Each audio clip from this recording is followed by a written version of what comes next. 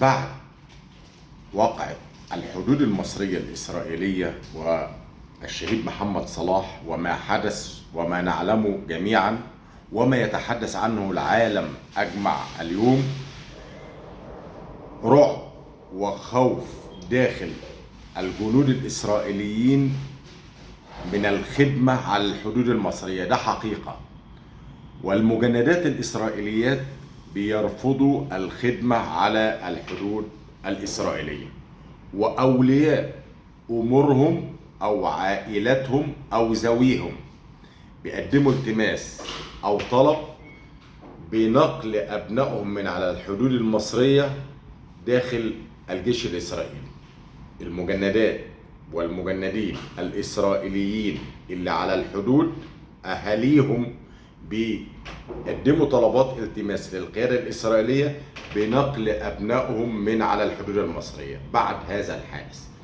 ومناورات، ده حقيقة، مواقع التواصل الاجتماعي، مناورات إسرائيلية تعمل على احتمالية بهدف العمل على احتمالية المواجهة من أكتر من اتجاه وخاصة على الحدود المصرية.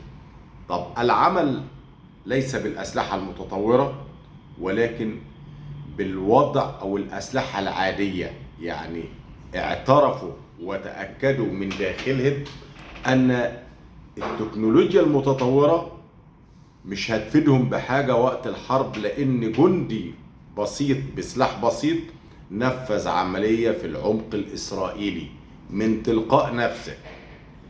النهاردة الإعلام الإسرائيلي والقنوات نقول اليوتيوب، مواقع التواصل الاجتماعي الإسرائيلية عمالة تروج للعملية دي بحيث إن هي بتظهر للعالم إن الجيش المصري جيش منضبط. وادي قدامكم جندي من تلقاء نفسه كسر الأوامر أو تخطى الأوامر أو عصى الأوامر وتوغل في الحدود وأطلق النار وقتل وأصاب.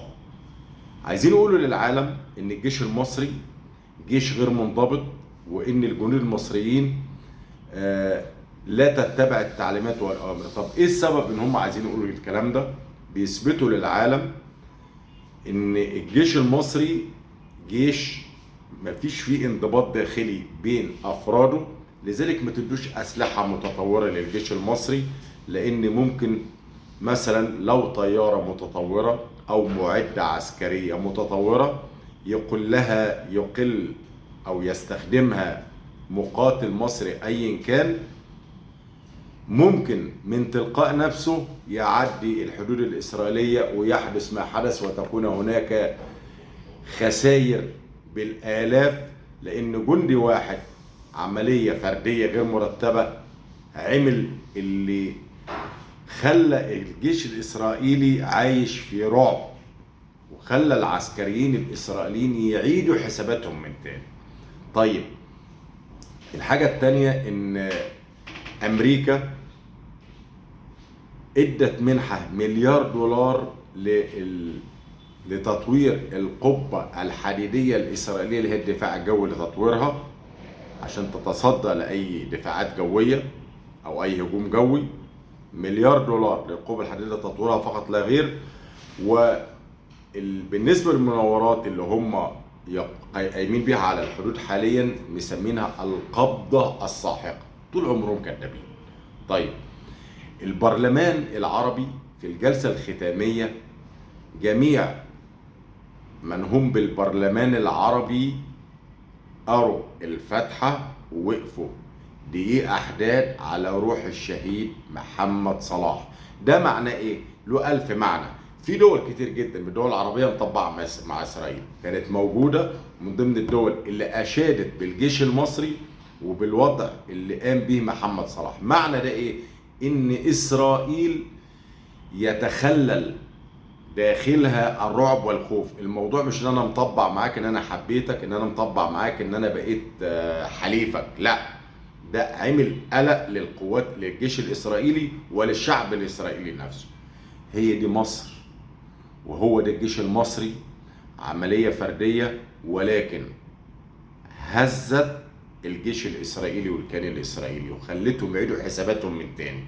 طيب نرجع نقول هنا ان الجيش الاسرائيلي النهارده ابتدى يتأكد ان اسلحته المتطورة والتكنولوجيا اللي هو بيتباهى بيها، جندي مصري واحد بأقل القليل بسلاح بسيط بدائي بعملية فردية اخترق ودمر وأحزن إسرائيل. تحيا مصر. وحاليا هناك ما زالت التحقيقات، يقال أن ما زالت التحقيقات جارية، ووفد مصري راح إسرائيلي الحدود الإسرائيلية زار وشاف المكان اللي استشهد فيه الشهيد المصري محمد صلاح. وكذلك يقال على قنوات التواصل الاجتماعي أن هنا حاليا بالقاهرة في وفد إسرائيلي يلتقي بوفد مصري للبحث حول الوضع اللي حصل، لأن هم مرعوبين من الوضع ده، وإن حاجة ما كانوش متخيلين إن جندي واحد مقاتل من تلقاء نفسه دافع نفسي، أو إذا كان بيطارد إرهابيين أو مهربين حسب الرواية اللي ذكرتها مصر، وهم قالوا أكتر من رواية، عمل ده كله بمفرد.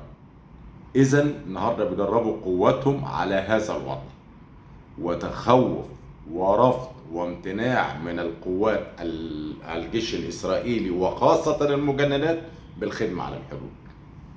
تحيا مصر، وطول عمر مصر أم الدنيا، وهتفضل أم الدنيا. شكرا.